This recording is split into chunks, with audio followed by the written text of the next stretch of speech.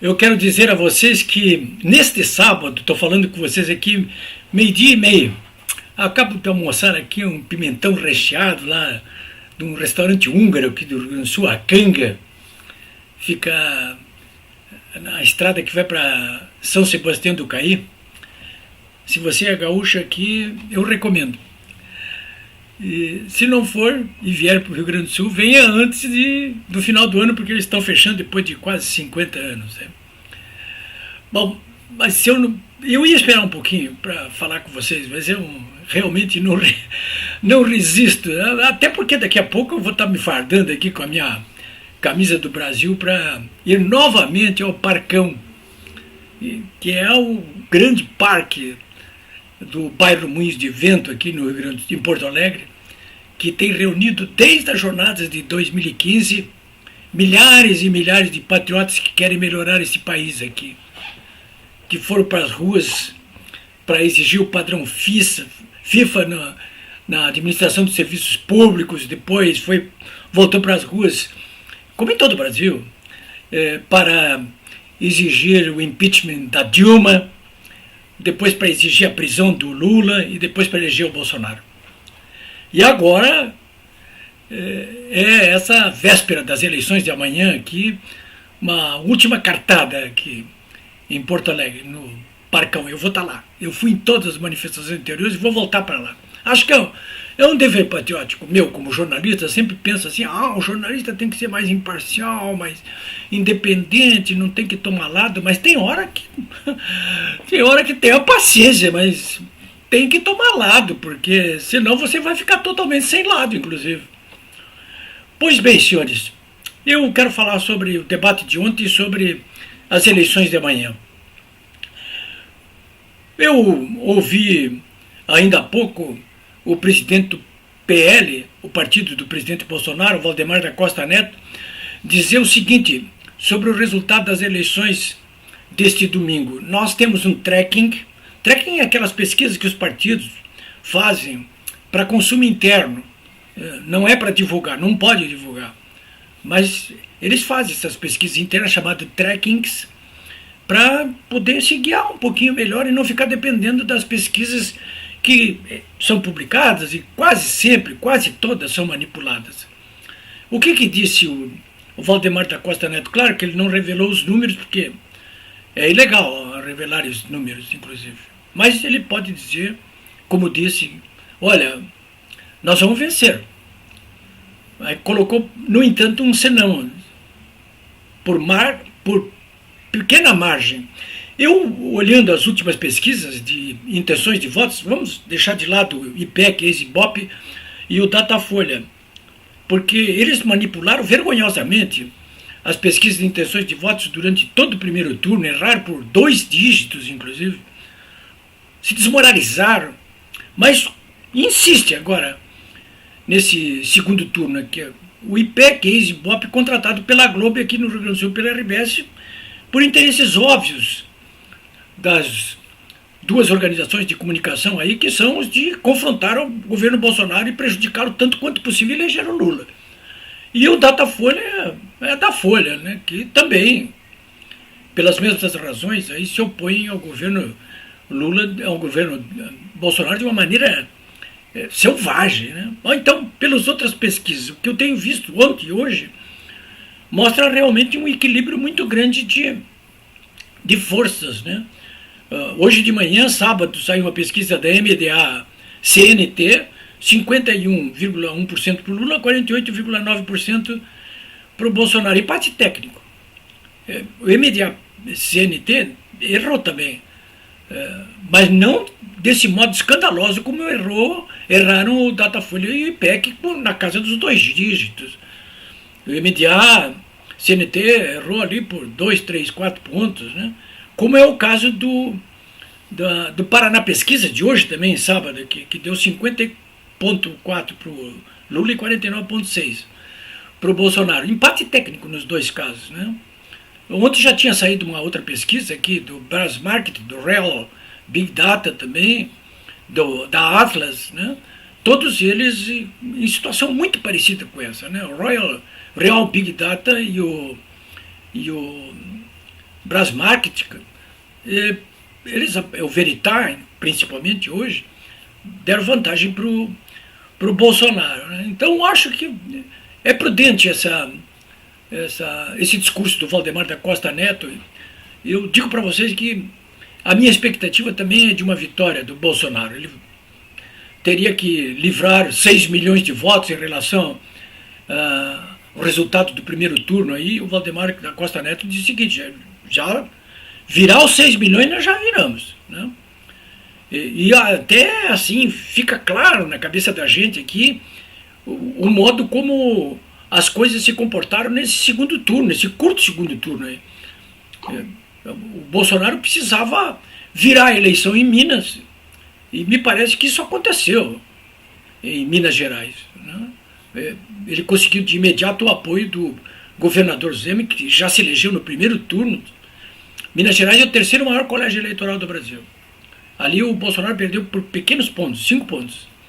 Então tem que virar ali 2, 3 milhões de votos, e o Zema acha que virou ali, ele pegou o apoio de 500, 600 dos 700 prefeitos de Minas Gerais.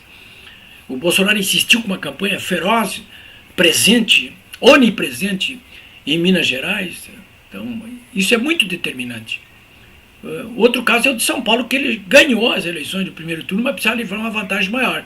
São Paulo é o segundo maior colégio, primeiro maior colégio eleitoral do Brasil. E no Rio, que é o segundo maior colégio eleitoral.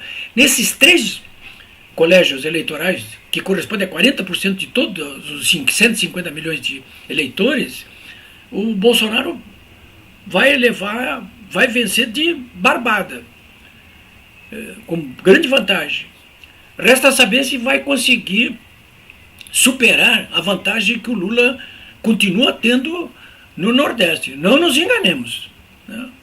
Eu tenho para mim que o Lula terá menor vantagem no Nordeste, mas ainda assim terá uma vantagem considerável que terá que ser compensada pelos estados do Sudeste, né? Ou seja, ali São Paulo, Minas Gerais, Espírito Santo e Rio de Janeiro, e no Sul, que é o Paraná, Santa Catarina e Rio Grande do Sul. E eu não tenho dúvida que no Sudeste e no Sul a vantagem do Bolsonaro será muito grande. Né? Vamos ver como é que se comporta o Centro-Oeste e o Norte. Né?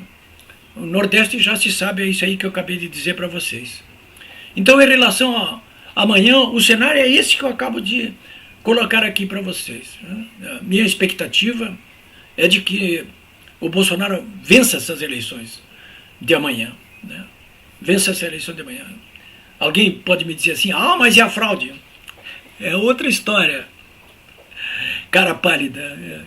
A história, se houver fraude, coisa que eu acho até que não vai acontecer, nós vamos ter uma outra história para contar, bem diferente dessas aí. Vamos ver o que vai acontecer, né? Bom, em relação ao debate, o debate de ontem, eu acho que, olha, eu ia dizer assim, eu acho que eu sou suspeito, eu quero dizer para vocês, eu não acho que sou suspeito, não. Porque se o Bolsonaro não fosse bem, eu diria para vocês assim, olha, foi assim, foi um debate razoável, mas eu não reconheceria a vantagem dele, mas eu reconheço já, né? No debate anterior da Globo, ele simplesmente triturou o Lula. Né? Nesse debate ele não triturou o Lula, ele se postou de uma outra maneira, inclusive. E o Lula, já cabreiro claro também, percebeu claramente as jogadas que o Bolsonaro, não apenas retóricas, mas inclusive de movimentação no palco, né? O gestual, ele já estava prevenido ali. Tanto é que num determinado momento o Bolsonaro quis repetir um ganho que teve no primeiro debate e colocou uma questão para o Lula se retirou para o púlpito dele ali, e o Bolsonaro foi atrás e disse: fica aqui, rapaz. Ele tinha feito isso com sucesso no primeiro debate lá da Globo, mas ontem o Lula saiu de fininho e disse: não quero ficar perto de você. É aqueles gurizinhos que brigam, né? Eu sou do interior, nossas brigas eram mais ou menos assim, ficavam um na frente do outro, diziam assim, traçavam a linha, diziam: querem que cuspir aqui primeiro? vamos começar o pau. E um dos dois sempre cuspia em primeiro lugar, né? E quebrava o pau. O Lula ontem não cuspiu na linha, ele pegou e se retirou. Disse, não vai ter. Aqui, nesse aspecto aqui não vai ter briga, né? Bom, eu vi hoje muita gente dizendo o seguinte: quem ganhou o debate? Quem é que ganhou o debate? Me ligaram: quem ganhou o debate? E eu acho que foi o Lula, o Bolsonaro. E o meu interlocutor disse assim: não, foi o Bonner.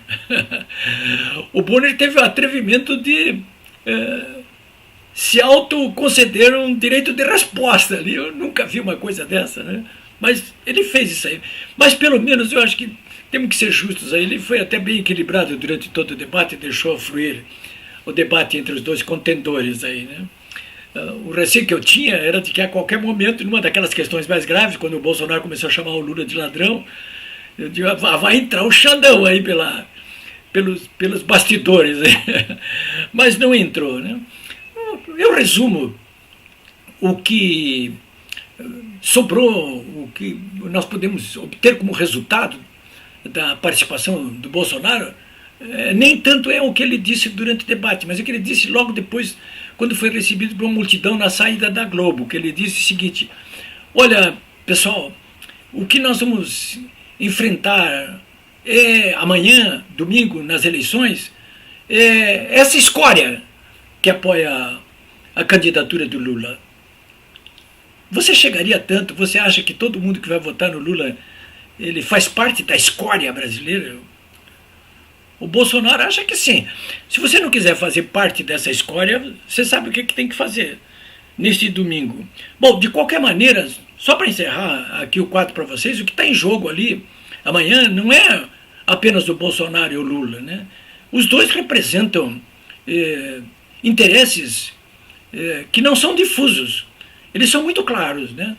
O Bolsonaro é um instrumento das grandes mudanças que o Brasil, os brasileiros vêm implementando desde as jornadas inesquecíveis de 2015. Né? Mudanças no sentido de conseguirmos, como estamos conseguindo, uma economia capaz de se sustentar por si mesmo, pelo seu andamento, para produzir emprego e renda, de modo sustentado, portanto permanente. Uma economia em crescimento, que é o que já está se verificando, inclusive, esse ano.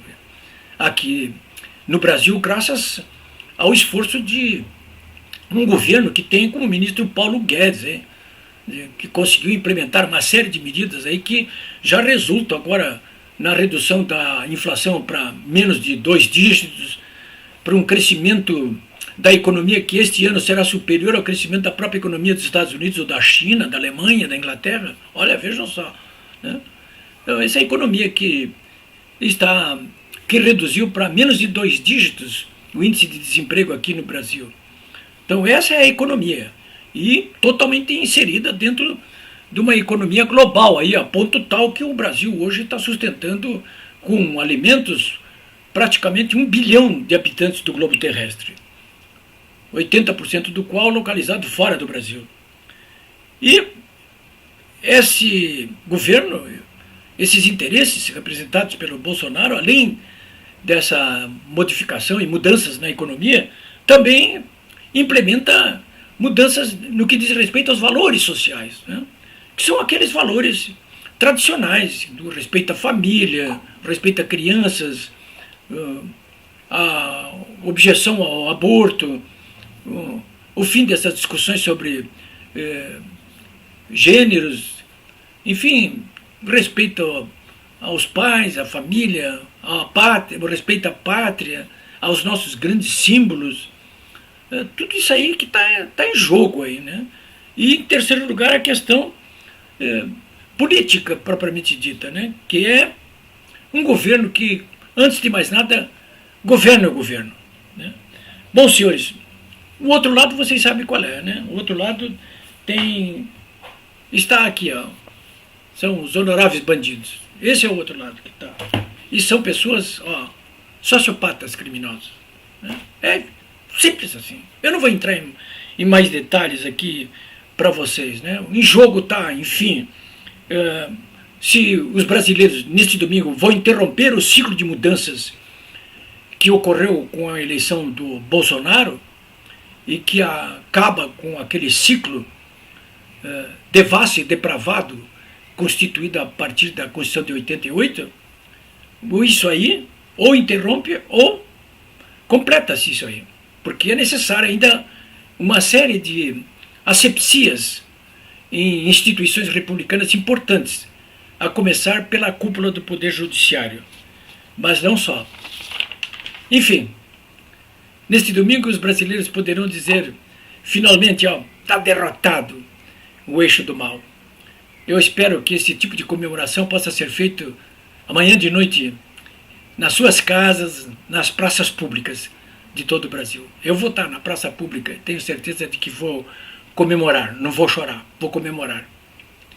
E você, vai comemorar ou vai chorar? Mas não esqueça de votar, hein? E leve os seus amigos, o seu pessoal todo para votar também. Mais fácil a eleição. Nos estados que tem eleição para governador também são só 2 escolhas. Nos demais, apenas uma escolha. Portanto, é uma votação muito mais rápida. Não tem por que deixar de votar. É isso, senhores. Bons votos para todos neste domingo. E juízo, hein?